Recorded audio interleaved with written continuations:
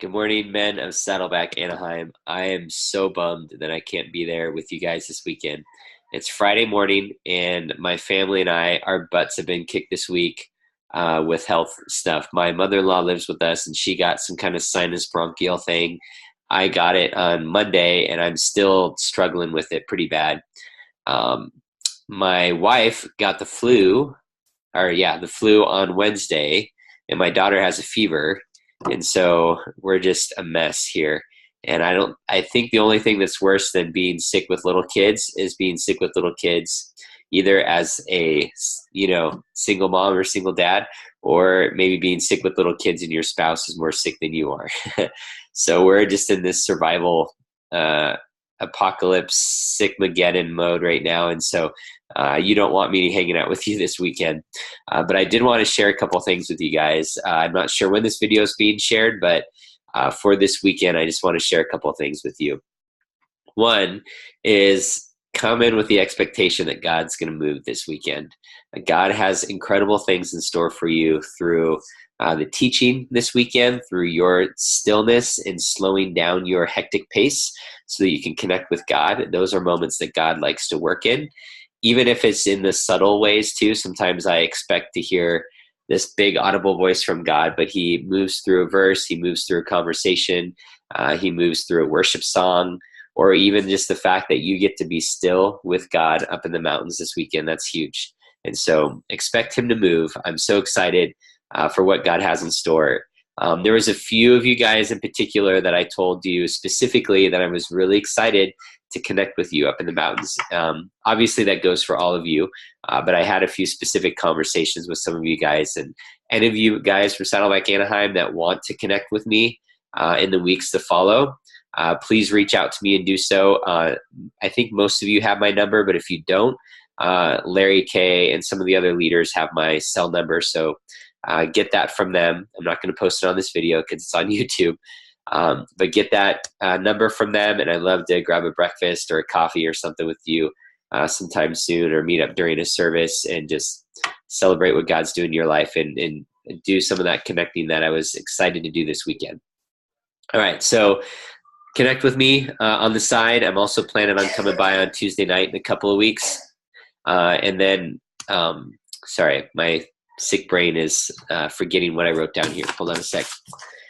Yes, the other thing I want to share with you, two more things. I want to talk to you about what I'm seeing happening with the men here at Saddleback Anaheim. God is doing some incredible stuff, and our leader, Larry, is an incredible leader. Larry, I love you, brother. And if one of you guys can throw a snowball at Larry for me, that'd be great.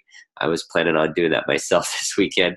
But in all seriousness, Larry, I love you, man. And Larry is your fearless leader, and I love how he's mobilizing us to serve and not just be this good old boys club, not just be this group of guys that likes to sit around and talk, but Larry is a man of action, and we need men of action in our church. Not just men of action that don't have the heart behind it. And Larry has the heart and the action piece. So I'm so proud of the fact that he's our leader for the men. I'm seeing God do some incredible new stuff. If you're not involved with MSAT or any other SERP projects that Larry's putting together, it's time for you to step up. It's time for you to engage. So I'm really excited for you in that. Secondly, or thirdly, or whatever number this is now, I just want to share with you a verse from 1 Corinthians 15:58. And the verse is one of my favorites. It says, "Stand firm, let nothing move you. Always give yourself fully to the work of the Lord, for your labor for the Lord is not in vain." So there's something that I wanted to share with you. Two thoughts. What is the work of the Lord? That verse says, always give yourself fully to the work of the Lord. Well, I think most of us can think of what the work of the Lord is. It's advancing God's kingdom, whether it be in our church community, in the neighboring neighborhoods around us, serving people at our church, whatever it may be. I think we can identify a lot of what the work of the Lord is, but there's a piece of it that I think most of us have a tough time identifying, and that is the work of the Lord that he wants to do in your heart. I read this verse differently when I saw that. Always fully give yourself to the work of the Lord. So not just the work of the Lord externally of what he's doing around you, but what God wants to do inside of you. And that's what this retreat's going to be about, is the work of the Lord inside of you. So please think that way this weekend. What is the work of the Lord that he wants to do in my heart, in my mind, my character this weekend? And then secondly, the labor in the Lord is not in vain. It's interesting that this stood out to me this morning as I was just reading it again. I finished reading a book about William Marshall. He's a knight from 13th century England. And I like historical novels that have some really great stories and some epic battles and different things like that. And so I was reading this story about this, probably the most influential knight in all of England. And he worked his entire life. He came from nothing. It's kind of like the American dream or the American success story. Had nothing. His father left him nothing. He was a nobody, but somebody took him in to be a knight, and he worked his way up to literally become the guardian of England. And what that means is when the king died, his heir was too young to rule. So he literally became the ruler of England until this young knight this young prince could become of age to rule his kingdom. And so he comes from a nobody. He builds up his own dynasty. He has all this land endowed to him that's now his, and he has a few sons, and he's all focused on building up his dynasty. And after he dies, the author is laying out what happens after that. And within 25 years of his passing away, his dynasty crumbles. He has 3 or 4 sons, and they all die for random reasons: a horse accident, a sickness, violence. And one of his sons was a knight, and he died. And everything that he built his entire life on was gone within 25 years of his death. And I don't want that to be you, and I don't want that to be me.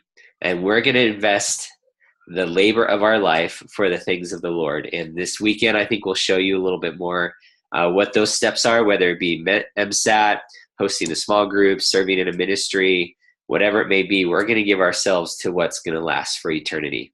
In one way that I'd love to challenge you to do that is this weekend, while you're away, Pastor Jeremiah is going to be announcing a special announcement about Easter. Last year, we had over 5,000 people come and celebrate with us at Easter. That's an incredible amount. I don't know if you know this, but Easter is always a bigger turnout for us than Christmas. And so to have 5,000 people at our campus last year with all the limited weekend that we had to do it, we literally had no more space. Like, we were playing Tetris Sunday morning, and our building was maxed out. Our parking was maxed out. And so as we look to this year and all the growth that we've had, there's no way that we're going to be able to accommodate all the people that are coming. So this is what I love about Pastor Jeremiah and my team, the team that I serve on, is that there's a lot of big faith with our team, and we're willing to do things that are uncomfortable if it means getting more people to come to know Jesus. So we're going to have 2 Good Friday services, at 5 and 7. We're going to have our 4 and 6 o'clock service on Saturday, our Easter service. So Good Friday service is separate than our Easter service on Saturday. And then on Sunday morning, we have our sunrise service at Angel Stadium. And here's what's the special part about this announcement. After the sunrise service at 7, we're going to have another service in front of the stadium at 9. We're going to have another service at 11. At the same time, back at our building, we're going to have a 9 and 11. So what I'm saying is we're going to have 2 simultaneous services at 9 and 11. One is at Saddleback Anaheim with childcare. The other is at Angel Stadium, right between the big hats out there in front of the stadium. If you're new to Saddleback, every year we do a sunrise service out there, and we just got it approved with the Angels to do 3 services in front of the stadium Sunday morning. This is an overly ambitious goal, and actually the other piece too, I'm not sure if this is finalized, but this is what we're looking at too, is hopefully using the Grove for an Easter egg hunt. So 3 different locations are going to be in use on Easter. And you know what that means? Pastor Jeremiah, myself, the 12 or 13 others of us on staff, we can't do this by ourselves. We need your help. And so would the men consider owning sunrise service. A lot of the men already do that. And if you're new, we love for you to join Larry and Edward and the rest of the guys as we own the sunrise service. So we're looking for some help, not only sunrise at 7, but we're looking for help at the 9 and 11 too. So that's the big announcement, that we're having simultaneous locations and services happening. I'm sure Pastor Jeremiah does a better job of portraying that than me, because I'm got sick brain right now, but it's exciting stuff. And so let's invest our lives in that which matters most. And that's helping people come into God's family and helping deepen and grow people in their experience and understanding of who God is. So I'm excited to walk this journey with you this year. Thank you so much for listening. I've already talked too long. I know Larry wanted to share some thoughts too, but I'm praying for you guys.